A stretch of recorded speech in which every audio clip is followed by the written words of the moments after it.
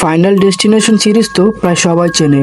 মোটামুটি একটা classic formula follow করে। কেউ একজন ভয়ানক দুর্ঘটনার আগেই ভীষণ দেখে, তারপর নিজে এবং কিছু জনকে সেই দুর্ঘটনা থেকে বাঁচায়। কিন্তু ডেস্টিনি বা মৃত্যু তাদের পিছু ছাড়ে না, একে একে সবার মৃত্যু হয় খুবই কল্পনা শক্তি খাটানো ভয়ঙ্কর উপায়ে। এই মুভিতেও ঠিক সেই রকম, তবে একটু টুইস্ট নিয়ে এসেছে।